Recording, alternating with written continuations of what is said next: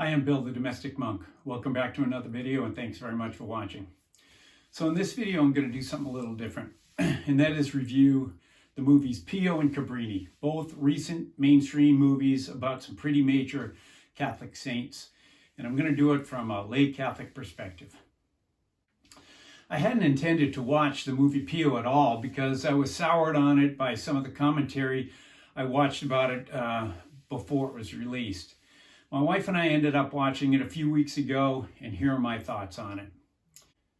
Pio, ostensibly, is a movie on the life of the great Italian saint Padre Pio. He was a Capuchin friar from the last century residing and making famous the monastery at San Giovanni Rotondo. But the movie was actually more about the rise of communism in Italy, with a spattering of very confusing and seemingly disconnected scenes of a young Padre Pio thrown in. The great downfall of this movie, from my perspective, was the lack of context. The movie contained too much spiritual mysticism without any explanation, and it was not in the least bit connected to the main story that was being told alongside it. Without some kind of context, particularly for a general movie audience ignorant of Christian mysticism, it just came across as weird. So we're shown these scenes of a young Padre Pio experiencing ecstasies and visions, but they made him look emotionally disturbed rather than extremely pious. I mean, the concept of Catholic mysticism is difficult enough to show in an understandable way for someone who studies the lives of the saints and is familiar with Catholic spirituality to begin with, but it's got to be next to impossible to grasp for those who are ignorant of it. There were also some inappropriate and, I would argue, unnecessary scenes in the movie that detracted from it and added to the confusion for someone unfamiliar with Padre Pio's life. One scene involved the use of the F word toward the devil, masquerading as an unrepentant sinner. And there were a couple of other sexually gratuitous scenes that could have presented Padre Pio's very real wrangling with the devil much more clearly and appropriately had they been portrayed differently. The crude and gratuitous methods used here didn't add anything to the movie at all, in my opinion. Obviously, LaBeouf was greatly moved by his portrayal of Pio, as his acting and his subsequent conversion to the Catholic Church showed. It wasn't the usual frenetic character we're used to seeing him play by any means. I wish they had endeavored to tell the real story of Padre Pio, one of the most spectacular saints of the last century. He was a great mystic, conversed with the angels since childhood. He was able to bilocate, which means be in two places at once. He knew the sins of those whose confessions he heard, whether they revealed them or not. And of course, he was one of the very few saints in the history of the Church to be graced with the stigmata, which are the wounds of the Passion of Christ. There was plenty of material in the life of St. Padre Pio to make a fantastic movie about him without the need to shoehorn him into some long, boring, disconnected story about the rise of communism. Hopefully LaBeouf will get a chance to reprise the role and more fully present the holy life of this great saint to the masses. His performance of Pio, right down to his looks, proved him to be the man for the job, despite the shortcomings of the movie Pio itself. With the movie Cabrini, I took a different approach. I didn't listen to or read anything about it, preferring to see the movie on its own without any prior influences on me. So Cabrini was almost the exact opposite of Pio. The movie was completely devoid of spirituality. The Cabrini portrayed in this movie was more like a modern feminist than a Catholic saint. Besides her religious habit and her pectoral cross, there was almost no reference to the Catholic faith, her own personal piety, or that of her order. According to Father Francis Clement Kelly, who delivered the homily at her funeral mass, she named her order after the Sacred Heart. She spread the devotion by every means in her power. It is from love that comes fortitude of soul, which she had to a most remarkable degree. But there wasn't even a hint of the Sacred Heart devotion in the entire movie. Despite all the obstacles her character faced in the movie, she never so much as attempted to utter a single prayer. No great Catholic saint becomes so without high levels of spirituality, which, added to cooperating with God's grace, allows them to accomplish great things to begin with.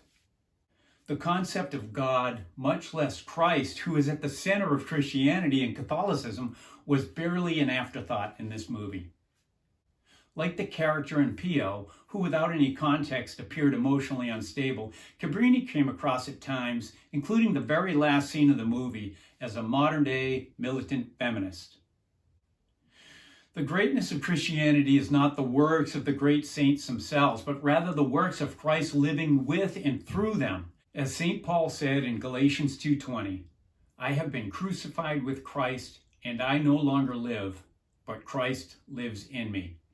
This movie made every effort to downplay the quiet but powerful role of the Lamb of God in the real life of St. Francis Cabrini in order to shout loudly, "I am woman, hear me roar." To make matters worse, almost all of the men in this movie were portrayed as racists or sexist or both, with the exception of the Irish doctor and possibly the character who played the Pope, who for me it was impossible to get a read on anyway.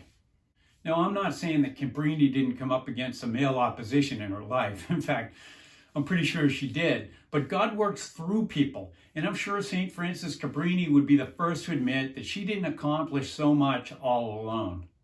Surely there was some non-sexist, non-racist male influence impacting her ministry somewhere. To the uninformed, this movie would make it appear that women before Cabrini had little or no significant influence in the church, when nothing could be further from the truth.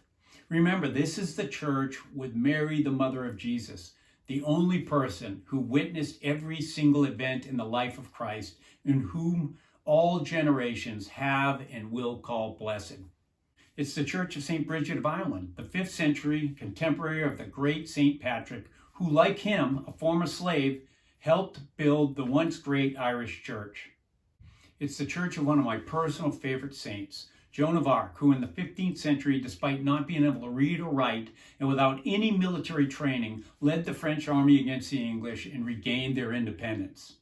It's the church of St. Catherine of Siena, another 15th century saint who was also a great mystic and spiritual advisor who convinced the Pope to return the papacy to Rome from Avignon, France, where the popes had resided for more than 70 years. It's the church of St. Clare of Assisi, a companion of St. Francis of Assisi who lived in the 14th century and founder of the Poor Clares, a worldwide religious order still in existence today.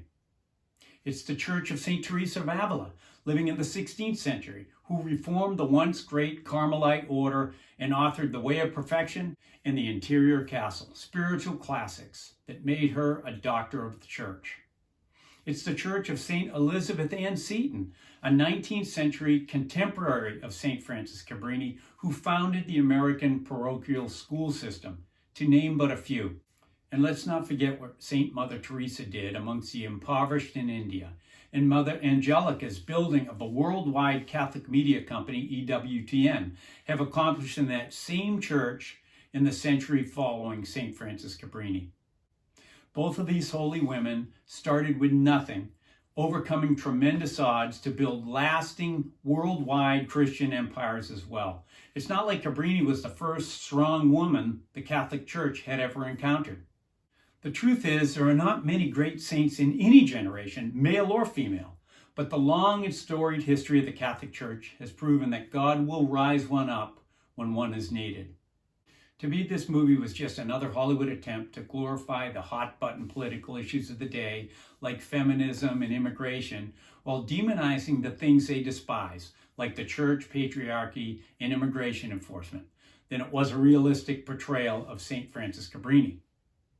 Cabrini was also worth watching, but it was more of your typical Hollywood story about a woman overcoming great odds, along the lines of an Erin Brockovich, than it is a Catholic spiritual classic. If you like this video, please give it a thumbs up and share it with your friends.